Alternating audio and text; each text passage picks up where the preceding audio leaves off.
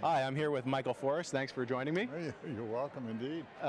Perhaps this question's a little bit of a guilty pleasure of mine, but recently, every weekend, I've been watching The Rifleman with Chuck Connors, and I know you were in an episode of that. Can you maybe comment on your time on set there with Chuck? Well, you know, it came down to Chuck Connors and me for the role. Really? It did. There was a kind of a triumvirate that was the producers of the show, and the one man who was the director wanted me for the role, and the two other gentlemen wanted Chuck Connors. Well, they were right to go with Chuck. I was too young, really, to play the part. But I was flattered that they considered me at all.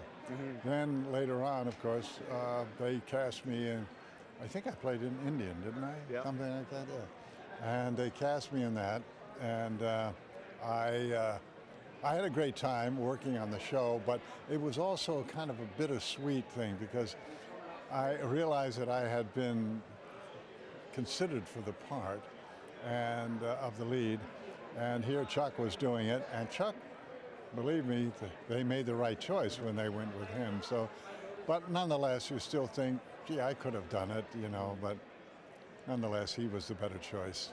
What an intro, though. I still get a kick out of that intro with the rifle when he's firing. Oh, yeah, he was. I worked with him then subsequently in other films, Western, I forget the name of it. And again, it was like meeting an old friend, you know. He was a good actor. In fact, as I recall, I kind of beat him up. When I saw the film, I couldn't even remember having done it, but I was pushing him around, and I thought, boy, this guy, I was pushing him around? Come on, he's a big man. Wow, let's stick with Westerns then and go to 100 Rifles. You can't talk about your filmography without going to that film. That film was great. I had the best of all possibilities in that film because here I was playing this half-breed Indian, and I didn't have any dialogue, so I didn't have to learn any words. All I had to do was be there and be the bodyguard of Raquel Welch and do a lot of running. I did a lot of running in the show, and I got along very well with Jim Brown. A lot of people had problems with him. He and I were good buddies, as a matter of fact.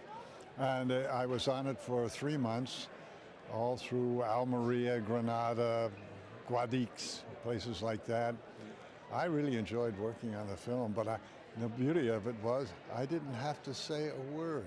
I didn't even have a script. It didn't matter, you know. They told me what to do and I did it. Now let's go with classic B-movie director Roger Corman and your work with him. Oh, Roger. The first film I did was The Viking Women and the Sea Serpent. One of those easy titles to remember. Oh my God. He was in an acting class that I was in with Jeff Corey, and he was there to learn about acting more than anything else as a director. And one night he said to me, Mike, he said, I'm doing a picture. I'd like to have you in it. It's nothing more than kind of a glorified stuntman, but we'll pay you the minimum on it, and if you want to do it, fine. If not, no problem. So I said, yeah, I'll do it. Well, I had more fun doing that because I realized that I had to stand near the head bad guy, which I did. And I got a cat o' nine tails whip, a real one, and then one with the felt, made of felt, so I could whip the girls. And the girls loved it. They said, oh, Mike, hit me, hit me. I had more fun doing that, and I ended up by being in close-ups with the bad guy, and I turned it into a nothing part into at least something that had some reasonable quality to it, if you could call quality in that kind of a picture. Now let's go to, one of the reasons why you're here was Star Trek. How did you make, when I see that photo right away, I think Star Trek. It's up there, just even though it's a one episode thing, yeah. It's up there with Shatner and all those characters because you just stand out. How did you make that role so last for 50 years? Well, you know, it's funny because first of all, it was well written.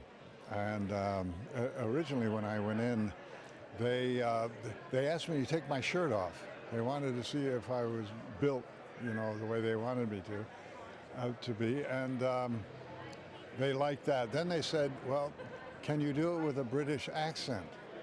And I said, well, I can, but I don't think I'd like to do it that way. I think I can give you Middle Atlantic. I think it'd be better. And they accepted that idea. And this was the third audition that I went in for, and finally they cast me in the part. But I think that the way it was written, not so much what I did in it, but the way it was written gave it a kind of long-lasting element that so many shows that I did, were done and over almost before I finished it. I remember about 3 or 4 weeks before, I was working in a Western, being beat up and shot and one thing and another, and finally killed in the thing. And then a month later, I'm in a gold tutu floating around as a god. So you never know in this business. It's very strange, but I really do believe that it was the writing of the show that made it the kind of, I don't say it's an icon, but it certainly stands out among the episodes of Star Trek. Mm-hmm. Now let's close with your favorite film. You seem to already have it in mind, so. Casablanca. Oh. My absolute favorite show. I've seen it at least 200-300 times. I will see it another 200 or 300 times. You can't do better than Bogart, Bergman, Peter Lorre, all of those people in that show that made it really one of the best films that I just love it. I know it sounds silly after all these years. It was done in 1942, but it's one of the best films I have ever seen. I think it's probably my favorite film as well. I just find the dialogue, everything is still so relevant today.